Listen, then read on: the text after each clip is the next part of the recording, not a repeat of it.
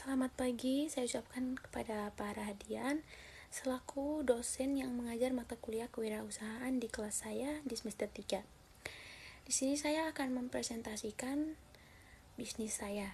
Jadi yang pertama saya akan mempresentasikan judul bisnis saya, yaitu bisnis thrifting dengan visi murah dan berkualitas dengan slogan untuk meningkatkan gaya dan mengurangi limbah.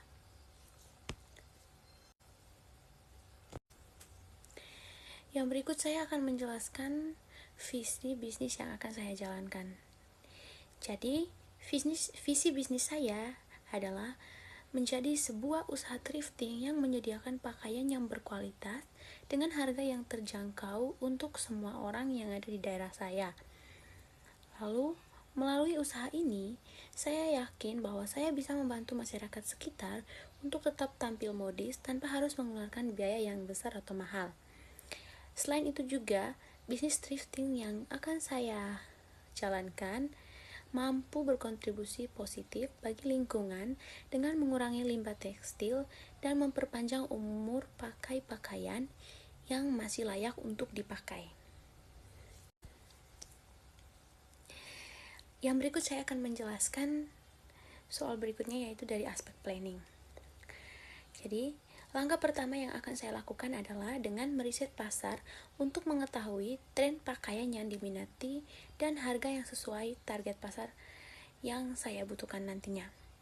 Tentunya di daerah saya itu, karena kebanyakan anak muda, perempuan, dan juga banyak ibu-ibu yang suka berbelanja, tentunya saya akan menyediakan berbagai baju kaos yang masih sangat berkualitas untuk ibu-ibu dan ataupun bapak-bapak.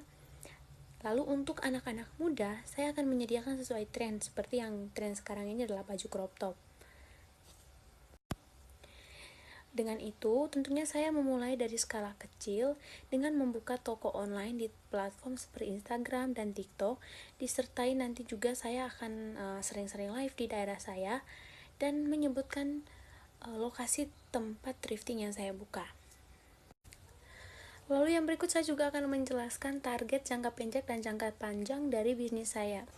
Yang pertama, untuk target jangka pendek bisnis yang akan saya lakukan yaitu saya ingin mencapai 500 followers dulu dan 50 penjualan per bulan dalam 3 bulan pertama.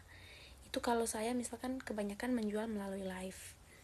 Lalu untuk target jangka panjang, saya membuka toko fisik dan bekerja sama dengan supplier barang pre-love dari luar kota, seperti yang sudah saya cari tahu itu seperti ada di Surabaya.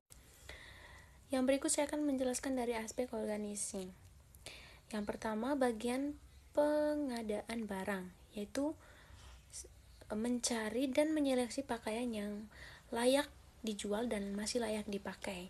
Jika yang layak dijual dengan harga yang di atas rata-rata, itu sasarannya untuk anak-anak muda.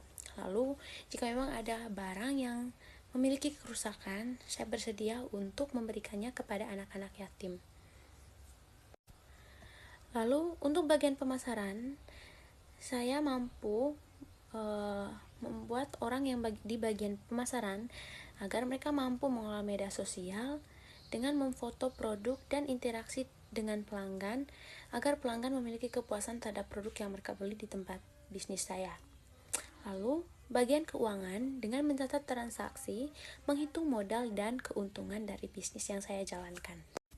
Saya juga yakin bahwa bisnis yang akan saya jalankan nantinya akan mampu untuk menata ruang penyimpanan dan display agar pelanggan mudah menemukan produk yang mereka cari.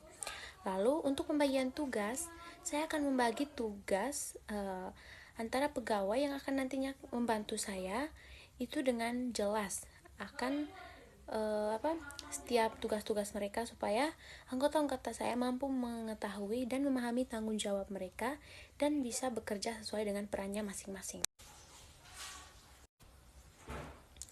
Lalu yang berikut untuk aspek actuating. Yang pertama, untuk menjalankan rencana, saya akan memotivasi anggota tim dengan sistem pembagian keuntungan dan penghargaan untuk penjual terbaik.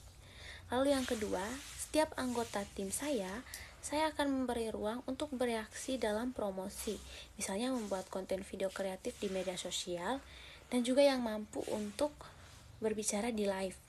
Lalu yang berikut, saya juga akan menjalin hubungan yang baik dengan pelanggan dan memberikan promo yang murah. Saya juga akan menegaskan kepada tim-tim saya supaya semangat untuk bekerja sama dan berkomunikasi terbuka. Karena berkomunikasi terbuka akan menjadi kunci agar semua bisa berjalan dengan lancar. Lalu yang terakhir ada aspek controlling. Saya akan melakukan evaluasi mingguan terhadap penjualan, stok barang, dan keuangan. Itu yang pertama. Lalu yang kedua, setiap bulan saya akan mengadakan rapat evaluasi untuk membahas apakah target sudah tercapai. Lalu yang berikut, jika penjualan menurun, kami akan memperbaiki strategi promosi dan memperluas segmen pasar. Tentunya ini saya dibantu dengan tim-tim saya. Lalu yang terakhir, saya juga akan meminta umpan balik pelanggan untuk meningkatkan kualitas produk dan pelayanan. Jadi, kalau misalkan nanti ini terjadi, saya meminta umpan balik pelanggan untuk mengetahui kekurangan dari bisnis saya ini apa. Lalu dari situ saya mulai mengevaluasi. Di akhir kata, saya ingin mengucapkan bahwa dengan visi murah dan berkualitas, saya percaya bahwa usaha thrifting yang akan saya lakukan dapat memberi manfaat bagi pelanggan, tim kami, dan juga lingkungan sekitar. Mari bersama mendukung gaya hidup berkelanjutan. Terima kasih.